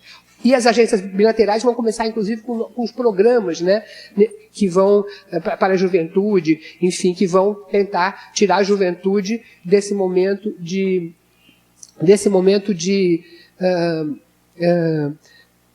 ser pensada como ameaça, por conta do desemprego e por conta da violência que começa a tomar conta das ruas também.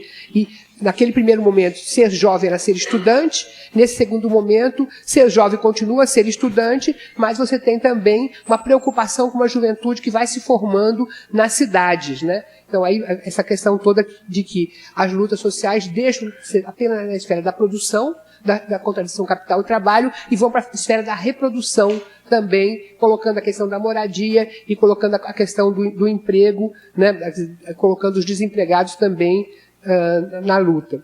Então, com isso, né, muitos países da América Latina, então, eles não conseguem, quer dizer, fazem os ajustes, né, e enxugam o Estado e não conseguem responder, vamos dizer assim, responder economicamente o avanço político que tinha havido naquele momento. Então, isso é muito importante. Mas acontece uma coisa muito interessante, como vocês já disseram aqui, já perceberam. Você vai ter uma outra noção de vanguarda. A vanguarda deixa de ser a vanguarda dos partidos políticos, dos sindicatos e dos estudantes, e vão aparecer vanguardas, então, nesses movimentos, que são movimentos pela reprodução, e você tem uma abertura em termos de vanguarda, e os chamados movimentos identitários vão ganhando espaço e luta. As igrejas, né, no caso a Igreja Católica, que foi que eu estudei mais de perto, ela contribui muito, né, nesses anos para que uma pauta que seja dela, que era uma pauta das comunidades de base, venha para o espaço público. E ela vai, inclusive, sendo, nesse momento, a Igreja Católica aparece como um grande guarda-chuva, né, o guarda-chuva de todos os movimentos. E todo mundo tem um olhar para a Igreja Católica, ainda no começo, na primeira parte dos anos 80, como de um olhar positivo. A Igreja Católica como guarda-chuva junta todos os grupos sociais, porque a sua minoria, estatisticamente falando, ela consegue fazer com que a sua pauta chegue no Estado. No entanto, quer dizer, você vai percebendo como, nesse processo, tem sempre continuidades e descontinuidades, né? Como descontinuidade, eu gosto de lembrar muito o filme do Eduardo Coutinho, Cabra Marcado para Morrer, que tinha sido descontinuizado, né, no dia do golpe de 64 e é retomado em 81. Né? Então mostra o lugar da reforma agrária nesse contexto como um elemento de coalizão. Nós temos que descobrir hoje quais são os elementos que juntam. Naquele momento, a reforma agrária torna-se uma bandeira de luta que vai da CNBB, a CNBB vai, escreve, coloca um documento a partir do Itaici, o governo vem, assume praticamente o documento da CNBB e começa a aparecer a reforma agrária como um lugar um lugar muito importante de coalizão, né? Mas isso também não se dá de uma forma linear e cumulativa. As contradições continuam existindo. E uma das contradições que eu me lembrei nesses dias foi a contradição que, aliás, um pequeno texto que está numa comunicação do Zé, do Paulo César Botas, eu não sei quem tem notícia dele, fiquei com muita vontade de saber. Tem? Não. Que é muito bom é um pequeno texto recluso, né? É um pequeno texto dele, porque o Isère fez uma exibição, fez uma reunião sobre Jerusalém Marie, que tinha sido proibido, e ele fez um texto super provocativo, como, aliás, todos nós sabemos que era a igreja teme seu rebanho. Que ele mostra nesse texto, um pequeno texto, mas é muito bom para a gente pensar como é que as conquistas trazem novas contradições e como é que as igrejas, que não são homogêneas, lidam com as correlações de força, né? Então ele diz assim, nesse texto Paulo César Botas diz, né? Aliás, no início tem alguém que fala, o problema do nascimento de Jesus continua sendo um problema de Estado. Porque, acho muito interessante, porque o Sarney proíbe o filme, né? E aí o Paulo César Botas diz assim, negociações entre a cúpula da igreja e o Estado, proíbe o filme e recebe apoio oficial para a reforma agrária. Eu acho que esse texto dele é provocador, eu não sei se as coisas aconteceram assim ou não, mas de qualquer forma ele mostra como é que a instituição tem uma questão moral que nem sempre está junto com a questão política. Eu vou chegar nisso para chegar nos dias de hoje. Vocês estão imaginando, acho que eu não vou... Não, 5 minutos dá. Pensei que fosse menos até. Então, vocês imaginem, né, quer dizer, um pouco... Por que eu trouxe esse fato, particularmente para a nossa conversa de hoje? Porque para mostrar que a política nem sempre se faz apenas com a razão. E o lugar das igrejas, inclusive, no processo político, tem a ver com visões morais que estão na sociedade e nem sempre estão nas vanguardas.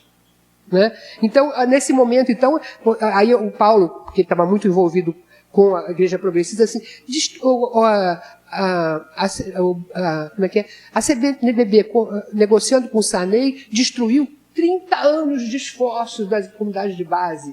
Então ele está colocando ali o seguinte, né? O pessoal da libertação ficou muito chateado com isso, com essa barganha.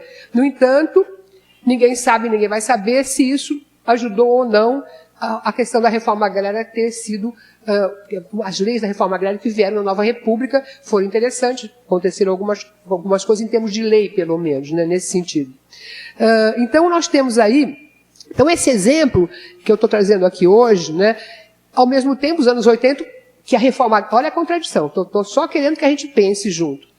Bom, então, proibiu o filme, conseguiu a aprovação do documento da IC, saiu o documento oficial do governo Sarney, o Plano Nacional de Reforma Agrária, né, eu estudei muito, está lembrando, PNA, exatamente, que virou um ícone naquele momento, mas o padre Josimo morreu, no mesmo momento, quer dizer, ou seja, no Maranhão, exatamente.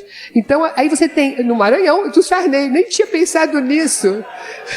Ótima essa, realmente a gente vai aprendendo mesmo. Quer dizer, 85 foi o ano da morte do padre Josimo no Maranhão, ano em que o governo, com o apoio da CNBB, sanciona a lei da reforma agrária. Então nós temos aí níveis de compreensão de como é que as coisas vão acontecendo e nem sempre são orquestradas, né? Eu acho que o desafio de hoje é descobrir que as coisas não são orquestradas e descobrir aonde se pode desorquestrar mais. Né? É um pouco essa ideia. Então, a verdade, né, e para terminar um pouco essa questão, eu chegaria na juventude de hoje, o que nós temos que fazer para, nós que eu estou dizendo, a minha geração, tem muitos jovens aqui, e tomara que tenha mais, para compreender, por exemplo, se nos anos 60 você tinha uma vanguarda que era definida apenas em termos de operários camponeses e estudantes, que nos anos 80 nós tínhamos os chamados novos movimentos sociais para os partidos da contra. Não sei se vocês lembram da discussão, partido ou movimento? Movimento e partido, lembra disso, Chico? Também? Essa ideia de que, né, o movimento é mais amplo, o partido é menor. Enfim, hoje nós temos outro desafio de pensar em vanguardas também. Ou seja, não dá para falar em nada se a gente não conversar com a chamada juventude de periferia. O que tem nesse espaço de utopia e de esperança e de formas, por exemplo, os slams, né? Não sei se vocês conhecem, os slams, o próprio movimento hip hop, os slams, toda a poesia que é feita, que pode ser comparável em termos de reação e de resistência, né? Nós temos que pensar nisso, ou seja, além de ser vanguarda, continuamos minorias estatísticas, eu acho que isso não é nenhum pecado, porque a história se move muitas vezes pelas minorias. A grande questão é descobrir outras minorias, descobrir, na verdade, atrás das sementes que estão brotando em lugares muito diferentes do que a gente imagina às vezes, e com linguagens muito diferentes. E, inclusive, juventude evangélica também, né? Eu acho que tem que ser pensada nesse sentido. Nem deu tempo de falar dos evangélicos. E esse é um ponto. A outra coisa, experiências vividas. É preciso pensar na experiência também da parcela dessas minorias que esteve no Estado. Aí eu estou fazendo uma coisa um pouco, vamos dizer assim, em causa própria, né? Porque eu fui para o governo Lula no primeiro mandato, ajudei a fundar a Secretaria Nacional de Juventude, fui primeiro presidente do Conselho Nacional de Juventude e vejo que essa experiência não pode ser colocada como inocência perdida. Temos que ouvir as pessoas que tiveram no Estado. Apenas colocar, aí voltamos à questão, correlação de forças ou vontade política, né? É preciso saber como isso aconteceu, né? Nós perdemos há pouco tempo Nilceia Freire, e uma das lembranças mais importantes que eu tenho de Nilceia entrando no quarto andar para discutir a questão do aborto, né? Com o movimento social atrás dela e, ao mesmo tempo, o governo dizendo que não tinha correlação de força. Né? Essa experiência nós não podemos deixar de lado, ela tem que ser pensada, ela não tem que ser sacramentada e nem renegada, ela tem que se colocar em termos das suas possibilidades. Por último, as experiências dos conselhos que o Chico citou também, são experiências que não existiam nos anos 80. Como é que a gente vai trabalhar hoje sem revisitar a experiência dos conselhos? Como eles foram colocados, com os seus defeitos, com os seus limites. E, por último, queria falar uma coisa muito importante também, que é a questão das vanguardas e a discussão sobre as pautas identitárias, né? Há uma visão de que as pautas identitárias dividem. É preciso repensar isso, o que podemos fazer juntos, aceitando as pautas identitárias. Quer dizer, um país... E aí eu entro em questões muito importantes. As igrejas, muitas vezes, não estão conseguindo dar conta desse recado.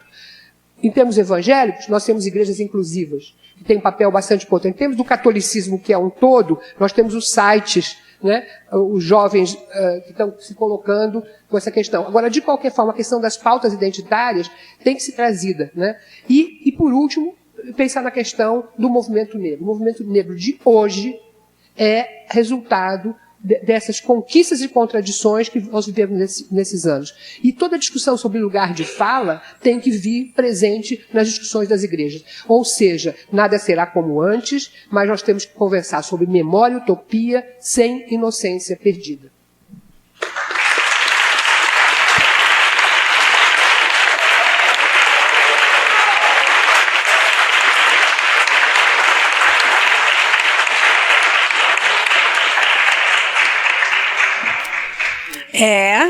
Não é fácil não, né? Precisamos continuar mais 50 anos, 60, 70, e aprendendo e desaprendendo e dialogando e brigando e avançando e retrocedendo, e vamos lá. Muito obrigada aos três, falas maravilhosas que nos fazem só ficar mais inquietos, né? Com esperança, mas com inquietude. Isso é muito importante. Nós, como sempre, estamos atrasados, mas a gente quer abrir um espaço aqui de perguntas. Nós vamos fazer o seguinte, vamos abrir e vamos pedir que sejam perguntas breves, rápidas, que a pessoa se identifique, faça a pergunta, se é para os três participantes ou se é para alguém específico. E depois dessas três perguntas, eles se pronunciam novamente. Tá bom? Vamos fazer assim? O Rafael levantou uma questão que me parece que é muito importante no sentido de que, primeiro porque o setor conservador conseguiu sintonizar algumas coisas que estavam acontecendo dentro do mundo evangélico com relação às pautas identitárias, né? E então eles tiveram capacidade de manipular isso. E, por outro lado, os partidos de esquerda não souberam trabalhar. Aqui, na minha maneira de ver, eu posso estar entrando num terreno muito perigoso nesse instante, os partidos de esquerda, especialmente durante os governos do Lula e da Dilma, fizeram acordos com essa liderança bastante perversa que existe no mundo evangélico. E ao fazer aliança com esse mundo evangélico, esse mundo perverso, eles levaram uma prática para dentro do mundo evangélico que anteriormente não existia, né? Porque existiu o Centrão lá em... Você foi constituinte? Não. Os anões de orçamento, essa coisa toda, a questão das rádios, primeiro foi das rádios, né? Toda essa história, é verdade. Os militares souberam explorar muito bem, durante a ditadura militar, a relação, especialmente com a Assembleia de Deus, já que com batista e presbiteriano, se você levar em consideração que alguns dos generais mais cruéis da ditadura eram evangélicos, e eu não estou me referindo ao Geisel, não estou referindo. Alguns coronéis que foram torturadores eram evangélicos, né? Então, essas duas igrejas especialmente, né, já tinham toda uma tradição ligada a esse setor perverso do setor militar. E o que aconteceu, então, com o governo do PT foi exatamente fazer alianças, porque houve uma desassociação dessa esquerda com o movimento popular, que é uma análise que eu faço. Então, essa desassociação possibilitou essa articulação. Essa história de que a esquerda precisa se aproximar do mundo evangélico da maneira como está sendo feita, é novamente incorrer no mesmo erro. Incorrer no mesmo erro. Não é colocando paletó e gravata e indo num culto da Assembleia de Deus de paletó e gravata que vai se aproximar. Eu estava presente na convenção da Assembleia de Deus no estado do Maranhão, nas vésperas do segundo turno. Uma noite houve a apresentação da pauta da Comissão de Assuntos Políticos Partidários da Convenção da Assembleia de Deus no Maranhão. E o palestrante apresentou uma pauta extremamente reacionária. No final, ele faz a segunda pergunta para um grupo de pessoas, que eram mais ou menos cerca de 1.200 pessoas, e qual é o número do nosso candidato? E o pessoal gritou 17. Era 17? O presidente da convenção levantou-se nesse momento e disse: eu declaro que essa iniciativa do pastor fulano de tal está fora de ordem. Eu peço todos os presentes que gravaram que não a reproduzam, porque isso se constitui crime eleitoral. Quer saber por quê? O Dino estava sendo apoiado pelo presidente da Convenção das Assembleias de Deus do Maranhão. E a filha do presidente da Assembleia do Maranhão era candidata a deputada estadual apoiada pelo Dino. Então é muito intricado esse processo. Eu, pessoalmente, sou muito pessimista com respeito ao que vai acontecer nesses próximos anos. Não sou nada otimista. Então, pode ser que, por exemplo, né, há algumas informações sobre o mundo evangélico atualmente que eu estou querendo saber se elas são verdadeiras com o censo de 2020. Né? Porque o Datafolha diz que tem 30% da população que é evangélica. O grande crescimento dos evangélicos no Brasil foi na década de 90, que teve um aumento de 120%. Na década de 2000 a 2010, caiu para 60%. E o que hoje existe é um trânsito entre as diversas igrejas que a gente precisa verificar. Eu tenho dúvida que se tem 30% de evangélicos no Brasil. Isso são coisas que precisam ser esclarecidas. Agora, sobre a igreja metodista, meu amigo, isso é um desastre catastrófico. Eu digo rapidamente só para dizer o seguinte, né? A geração que conseguiu desenvolver um projeto naqueles anos, especialmente final da década de 70, nos anos de 80, e ainda um pedacinho da década de 90, né? Foi uma geração que foi muito influenciada pelo que aconteceu naqueles anos que eu mencionei aqui, em que houve um acúmulo de forças que produziu a possibilidade da Igreja Metodista ter esse tipo de ação que teve.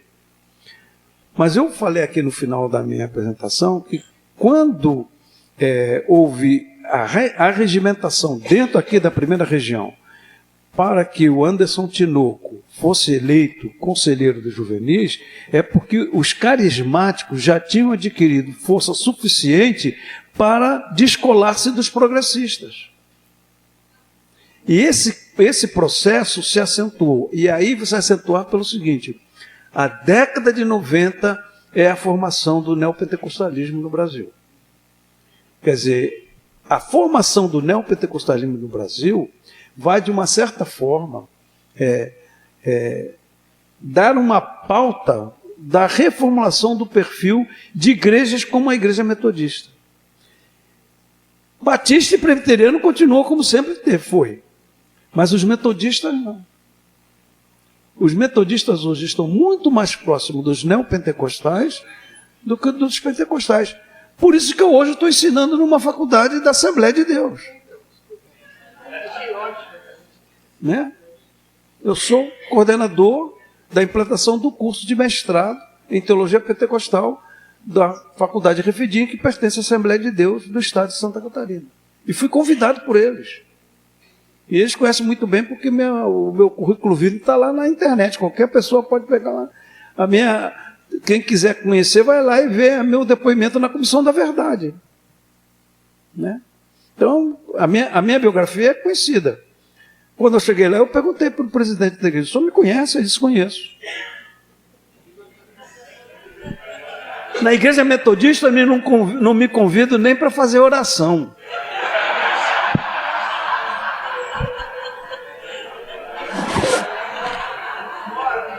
E não é retórica, não. Mas é oração silenciosa. A igreja que eu frequento, eu fiquei 4 anos sem pregar e 4 anos sem fazer uma oração em público, sem participar da Santa Ceia. A igreja que eu frequento. Entendeu, Davi? Davi? Deu para entender? Bom, gente, vamos lá. A Heloísa, a Helena, o Rafael, o Marco e o Leandro. Eu gosto muito de uma frase do Mário Quintana que diz o seguinte: a resposta certa não importa nada, o fundamental é que as perguntas estejam certas. Vocês trouxeram um leque aí de questões que eu resumiria no que me cabe em 3 pontos, muito rapidamente. Primeiro, a questão da democracia. Às vezes a gente se ilude com o discurso, com o que é falado e reiterado. De fato, o que é democracia? Cadê o Leandro? O que é democracia para quem tem que acordar 5 da manhã, fica 2 horas num ônibus lotado, 3 horas, volta para casa à noite, exasperado, salário de fome quando tem emprego. O que é democracia para quem mora no que agora chamam de comunidade, numa favela onde não tem saneamento básico, a luz foge totalmente, e a água não chega no verão, e tem um poder de mando ali que resolve tudo, seja da milícia, seja do tráfico. Despótico. O que é democracia? Vira eleição. Daí o tremendo e crescente desprezo pelo ato de votar. As pessoas vão às urnas e falam, vem cá, eu votando no A, B ou C, vai melhorar o quê? O meu salário, a minha mobilidade, os meus direitos elementares à vida. Isso é gravíssimo, porque a democracia ou ela é substantivada ou ela morre. A cultura democrática no Brasil é fragilíssima. Nós continuamos a ser um país de muito autoritarismo nas relações cotidianas, familiares até, né? O machismo é uma versão cotidiana do autoritarismo, do coronelismo de séculos no Brasil. Então, a bandeira da democracia substantiva é super importante, porque ela ainda é uma construção, um desafio para chegar a milhões de brasileiros. E aí o que o sistema faz? Demoniza a política, que é outra tragédia. Nega a ideia partido, embora isso seja uma posição partidária e altamente política. O Bolsonaro, de novo o exemplo, ele já passou por 11 partidos. Eu lembro, fala, pô, você vive com esse papo anticorrupção, é do partido do Maluf. Ele falou, mas eu não tenho nada a ver com ele. Pô, como? Você é do mesmo partido, da mesma bancada? Nunca o Bolsonaro se insurgiu contra qualquer cancro corrupto mais evidenciado na sua vida longa parlamentar. Ele é defensor, foi defensor do Eduardo Cunha, inclusive no que ele pronunciou. Aliás, aquela frase rápida, a gente tinha 10 segundos, 20 segundos para falar, no impeachment da Dilma. A fala dele foi emblemática, uma síntese de tudo que ele expressa. Elogio ao torturador, elogio ao Eduardo Cunha e humilhação da mulher. Ustra o terror de Dilma Rousseff. E essa Deus acima de todos e né, Brasil acima de tudo é uma consigna fascista dos integralistas. Muito bem. A questão da democracia. Cabe a gente no nosso trabalho cotidiano. Certamente, Leandro, você lá na sua sala de aula, Nova Iguaçu, né? Em Belford Roxo, pois é. Você está construindo sementinhas dessa cultura democrática. É difícil, uma tarefa longa, mas se a gente não fizer, a gente fica infeliz. E aí, Heloísa, eu nessa questão da saudade, nostalgia, orgulho, uma explicação meio freudiana, nostalgia é quando você sonha com um objeto perdido e isso não tem solução. Aí você fica deprimido. Agora, eu às vezes tenho nostalgia quando eu escuto uma música que minha mãe cantava na infância, lá, Ataúfo Alves, é uma coisa linda, eu até choro. Isso é bom, eu digo que é uma boa nostalgia, é que nem o colesterol, né? Tem o bom e tem o ruim. E por fim, esse desafio, que eu também me imponho. Eu cansei de pedir ao deputado Sóstenes Cavalcante, que é representante do Silas Malafaia no Congresso Nacional, reeleito, para ir debater na igreja dele. Um dia eu falei com ele, eles ficam me perguntando, às vezes eles ficam espantados, como é que você é comunista, sabe trechos da Bíblia e tal. Uma vez o Espiridião Amin entrou num debate comigo sobre um trecho lá de João, que eu ganhei essa, porque ele falou, não, João nunca disse isso, ele disse sim e tal. E aí eu falava, só me leva lá na sua igreja que eu quero ir lá debater. Não quero ir lá pedir voto, eu acho hipócrita, cara que é candidato e vai no templo, aí abraça aquele pastor de extrema direita para ganhar votos, fica lá contrito, piedoso, vai no templo de Salomão, né? É tudo puxa-saquismo eleitoreiro. Isso eu que já fui candidato muitas vezes, nunca fiz. Agora, ir lá e debater, não pode ter preconceito, porque eu fico observando as muitas igrejas neopentecostais que abriram ali no meu bairro, subida do Catumbi para Santa Teresa, elas tocam nos seus dias de oração em sofrimento real das pessoas. Dia de oração para quem está prisioneiro do álcool, da bebida, do vício. Dia de oração para quem está desempregado. E o povo vai lá porque encontra no pastor um alento, um acalanto. É um pouco a velha definição do Marx, né? Religião, que é boa, é positiva para a religião, eu acho. Religião, suspiro da criatura oprimida. Você está oprimido, não é bom? Quem já teve pneumonia sabe, né? Você dá uma suspirada e a coisa começa a limpar. Coração de um mundo sem coração. Espírito de uma situação sem espírito. Ópio do povo. Aí a esquerda de Neandertal começa a achar que é só ópio do povo e tal. Acho que muita gente já aprendeu isso. A religião tem uma dimensão libertadora, que às vezes é apropriada por instituições religiosas que, em vez de dar as asas que a religião permite, bota dentro de uma gaiola. Mas esse diálogo é muito difícil, porque eles não querem, os chefes dessas, os coronéis da fé, não querem que o bom debate chegue lá. Um dia eu falei, como assim estou espantado porque eu sou comunista e cristão? Jesus era comunista. Não, de jeito nenhum. Eu falei, claro que ainda não existia o manifesto comunista e tal, conhecer um pouquinho de história é bom, mas ele não queria tudo em comum. Ele discriminou alguém?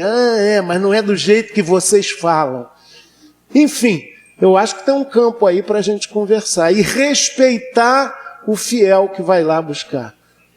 Se ele bota uma roupa melhor ou um terno para ir no culto, ele humilde ali, se ele fica tentando decorar a Bíblia lá na portaria do nosso prédio, tem alguma coisa que a gente tem que respeitar profundamente e tentar entender o que ele busca, né? Numa atitude rigorosamente pedagógica. Pedagogo é aquele que levava a criança à escola, dava a mão a ela e enfrentava os mesmos buracos da calçada. E agora com Crivella esse teste cresceu muito. Então, com o pastor Crivella.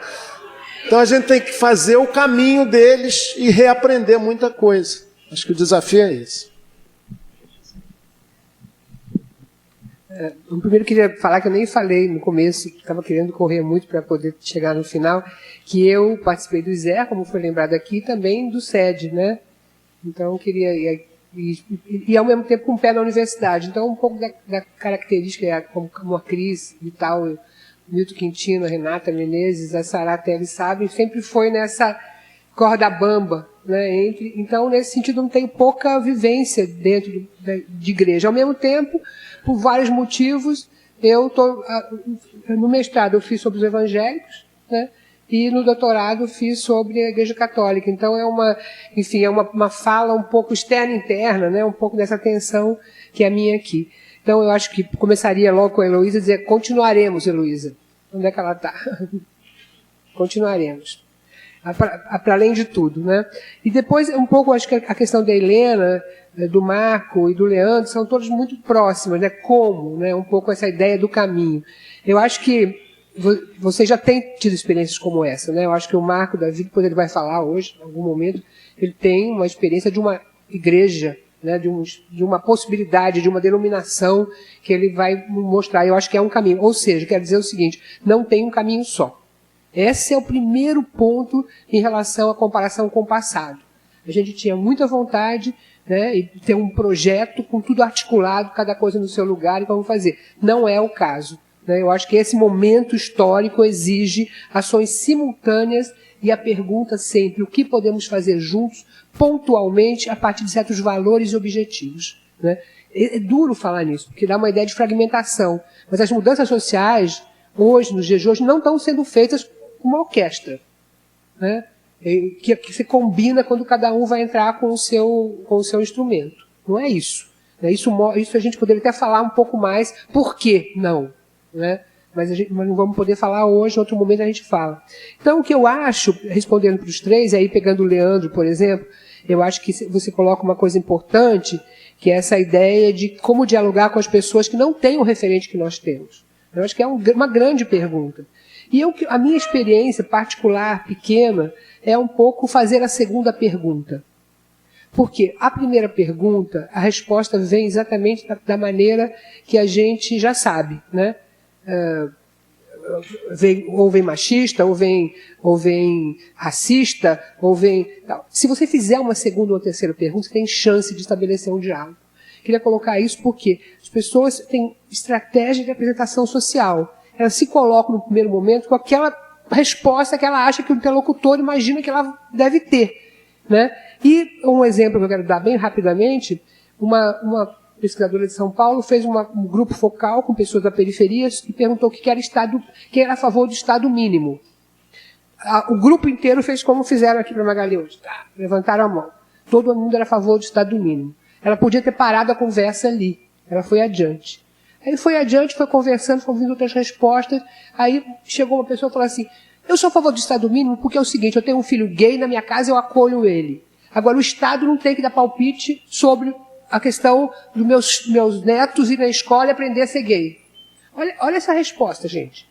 Essa resposta mostra um pouco o que significa comunicação, ruído de comunicação e como as pessoas podem ter uma posição no mundo privado, né, mas tem uma ideia de que o Estado que faz conferências de LGBT, que o Estado que apoia certas passeatas, ele vai entrar na casa dela e com o imaginário kit gay, né, o imaginário, esse kit gay ele roda assim, nosso imaginário social, né, e ninguém nunca viu, mas todo mundo fala como se ele existisse. É igual Deus, exatamente. Exatamente. Então, o que eu acho, assim, em relação a isso, eu acho, a segunda, continuar conversando, não parar na primeira pergunta, porque a primeira pergunta, geralmente, ela separa. Ela não traz para perto, né? Nós temos uma esquerda fragilizada, longe dos movimentos sociais. Agora eu vou ser bem crítica e vou ser até um pouco dura com a gente mesmo. Quando é que a esquerda esteve próxima da população? Em que momento histórico? Aonde? Quando? Quando acessou os movimentos sociais? Que movimentos sociais nós estamos falando? Nós éramos minorias ativas que tinham um papel importante, sem dúvida nenhuma. Mas essa idealização do passado e vamos dizer assim, esse desencanto com o presente exige comparações um pouco mais cuidadosas. Né? Um pouco mais cuidadosas. E aí eu digo para você o seguinte, como é que você vai exigir que alguém que tem que pegar um ônibus, tem que cuidar dos filhos, para você que estou falando agora, né, Rafael, você vai exigir que a pessoa tenha um discurso com os seus referenciais. Né? Eu acho que essa questão, o diálogo, ele exige escuta e respeito mútuo. O diálogo não é para reforçar o que a gente já pensa. E é desafiante, sem dúvida nenhuma. Outra coisa, última coisa que eu queria dizer é o seguinte, eu acho que o Paulo falou uma coisa muito interessante hoje. Não olhar para a população, principalmente para a população das periferias, como se ela fosse estática, como ela fosse parada. Isso é um retrato que nós tivemos o ano passado, foi um retrato, um flash. Pá! É um flash, tá? Aí você vai lá, diz quantos evangélicos votaram, como é que foi, tal. Mas você falou uma coisa super interessante. O fenômeno de hoje é um fenômeno de trânsito entre denominações, entre pastores, entre lugares, as pessoas, entre religiões também. Esse é um fenômeno novo. E as pessoas vivem hoje em famílias multirreligiosas, o que não acontecia em outras gerações que nós estamos tratando aqui. Né? A minha geração tinha que brigar com o catolicismo. Tinha que se dizer que era ateu porque a igreja católica, a igreja tal. Depois se reaproximou através da política. Mas era uma geração que não tinha... Hoje, as pessoas têm o pai que é evangélico, a mãe que é católica, o outro que é da Umbanda do Candomblé. Os jovens de hoje vivem em famílias multireligiosas. Então, se você pegar essa população e colocar ela num escaninho e dizer ela é assim, entendeu? Você está perdendo o que você falou. Outra coisa, se abrir para surpresas. Por exemplo, Paulo Aires falar hoje, que ele está dando aula, ele que eu conheço, há milhões de anos, né, dando aula numa universidade da Assembleia de Deus, me faz pensar nos meus hereditos homogeneizadores e estáticos. O que está acontecendo? Não, ele é doutor, eu sei que ele é doutor, a universidade precisa dele, mas tem mais coisas aí. Tem mais contradições a serem mexidas, né? Eu achei muito interessante. E por último, eu queria dizer o seguinte, essa ideia de neopentecostal é fácil, é boa, né? Outro dia eu estava numa reunião, uma mulher muito importante, ela dizia, os neopentecostais, aí eu fui conversando um pouquinho mais com ela falou da igreja metodista, peraí, o que é neopentecostal? O que nós estamos falando quando estamos falando de neopentecostal? Quando essa cronologia foi feita, ela foi feita exatamente, foi uma coisa cronológica. Terminava na Universal do Reino de Deus, com tais e tais características e tal. Hoje, é impossível você usar a mesma classificação. Essa classificação já era. E eu acho que o seu depoimento hoje foi maravilhoso nesse sentido. Né? o da Assembleia de Deus conhece o teu currículo, deixa você falar com os alunos. E a uma outra igreja, não. Gente, são coisas para pensar, para pensar. Eu acho que encontro como esse, aí eu concordo totalmente com o Chico, não é para sair com respostas. Porque vocês fizeram perguntas para mim aqui que eu não sei responder. Mas encontros como esse é para sair com questões, com perguntas novas. Porque perguntas novas fazem a gente reolhar a realidade e perceber coisas que a gente não percebia antes. Né? Eu acho que é um pouco isso que um encontro como esse pode fazer de muito importante, né? Que as pessoas saíssem daqui com novas perguntas e não homogeneizando aquilo que é heterogêneo, né? não aceitando vereditos fáceis que separam as coisas, né? Mas tendo a possibilidade de perceber como as coisas se movem. Eu acho que é isso que é muito importante. E no país como o Brasil, é uma característica diferente de outros países da América Latina, a questão religiosa é uma questão que está envolvida no espaço público e que permite muitas escolhas simultâneas. Às vezes, a religião, o Paulo estava lembrando assim, às vezes os cultos pentecostais, por exemplo, né, para usar outro nome que eu não tenho, as igrejas evangélicas pentecostais, elas lembram que a Umbanda foi no passado. Aquele núcleo duro e os círculos concêntricos onde as pessoas vão buscar coisas. Né? Então, isso tudo tem que estar na nossa conversa. Claro que a gente vai poder falar sobre isso todo, mas se você pensa que as coisas não são estáticas, você tem perguntas a fazer. Tem novas perguntas a fazer, tem novas formas de aproximação. Eu acho que isso é muito importante, ainda mais nos dias de hoje, particularmente aonde você vê pessoas bem, assim, no 64 dizia, não, por que houve o golpe?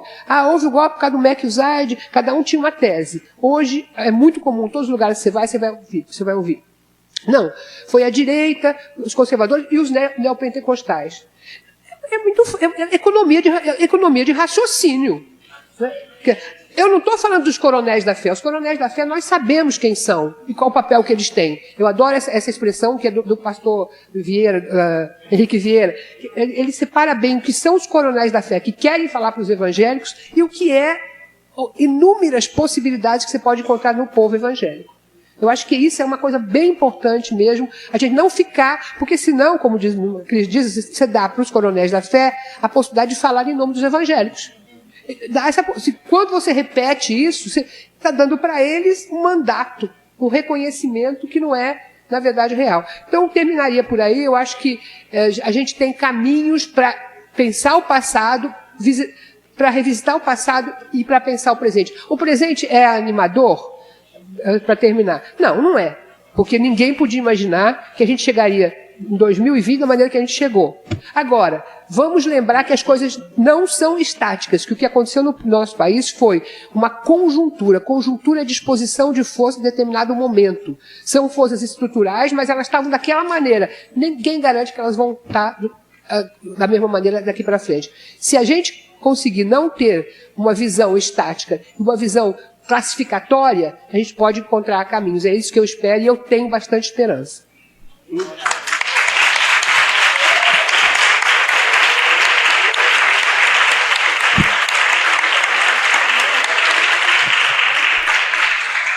Então, vamos continuar com as questões, com as perguntas, com o diálogo na parte da tarde. Mais uma vez, Regina, Paulo e Chico, muitíssimo obrigada por essa mesa aqui tão rica.